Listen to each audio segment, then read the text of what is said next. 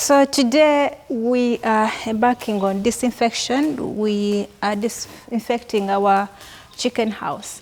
We started with the traditional way of disinfection or fumigation. Most of you know it as fumigation. Now the traditional way of fumigation has some advantages over water sprays. Now I'm not telling you that you should abandon the water form kind of disinfectants and then you go for this one.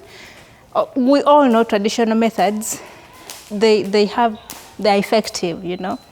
So this is a brand new place, and I don't think we have so many microorganisms or bacteria that need intensive disinfection because it's a brand new place. We've not been raising chickens in here.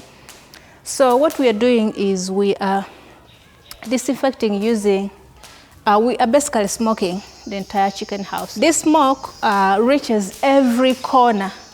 It reaches every surface of every corner. So what the science behind this is that it will suffocate any kind of bacteria or any form of microorganism which may be hiding anywhere on the surfaces within the chicken house.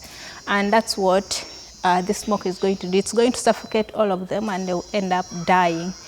Not all of the bacteria will die. Some will be suppressed for some time. They'll be slowed down. So we are not only going to use this foam, but it's the first layer of disinfection we are using. And then the next thing we're going to use lime. According to my research and the few calls I made around the farming community, I'm told lime is very effective in disinfecting. So there are two types of lime on the market out there. There is one used in painting, then there is one which is used in construction. You go for the one which is used in the construction, and it's the one which we bought. You can use it, you can mix it with water, or you can just use it in its powder form. We are going to use it in its powder form within the chicken house and outside the chicken house. So this smoke, I'm suffocating, I must get out of here. So we are using organic material. This is grass, which we cut from the compound, so it's the one we are using to make smoke. Don't make fire, please. There's a difference between fire and smoke. All you need is the smoke. You don't need the fire. You only need the fire to light up whatever you're using to provide you with smoke. Oh, let me first get out of here. I'm out of oxygen. So this is the grass which we cut around, and it's the one I'm adding on the other pipe to make our smoke quite organic, you know. You must use this cautionally. You must use it 7 days before the arrival of the chicks, because once these chicks inhale any form of smoke and any smoke residue, they will get issues. So you want to make sure after smoking, the chicken house becomes free of any smoke residue for your chicks not to inhale any of it so that they get problems in the future. That is a caution you must take when you are using this form of disinfecting. So this is the lime, the one which is used in construction. Shabil here is telling me that it is very, very dangerous if it's mixed with water. It can actually burn your hands. Okay, so we have got a portion, and we're going to start spreading it around the chicken house. Yeah, let's see how it goes. Tugende tutanikire wano oba eri emanju nga wonayiweve, like the way you be pouring ash. But why can you pour first water on it, then because I see that one can be taken by the wind? By wind. It will do, it's okay. Naye bangambye omwinhaling ayinza okuleeta kofe. So mpola nti tomwinhaling.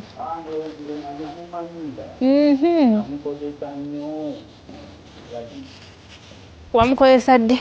Mukuzimba in buildings. Walls, making walls, plastering, like that. I see. I think we'll go the other side to those.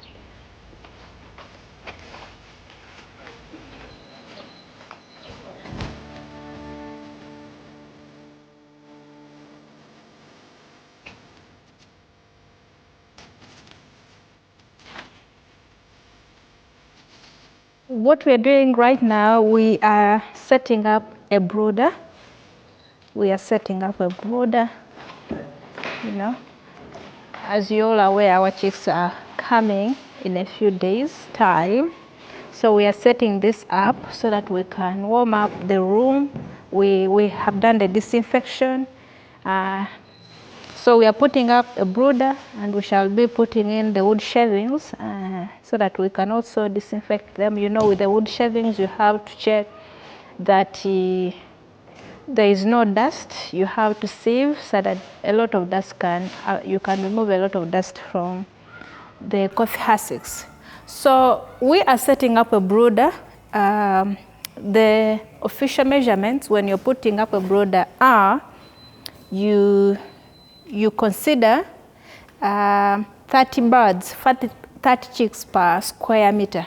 That should be enough for your chicks. So you can use those measurements. Actually, those are the measurements we are using to put up a brooder for our chicks. But you don't really have to be accurate when you're dealing with these things. The good thing about the brooder is that it's adjustable. For example, you might find that the first week, this might be enough. But in the second week, as the birds are growing bigger, you might have to extend. And that's the beauty.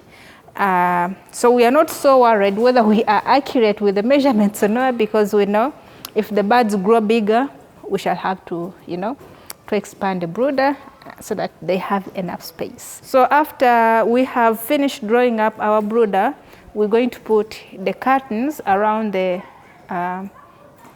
chicken house all over it. We've already put up one curtain, it's over there. So we're going to put up other curtain, and we're going to put up a false ceiling.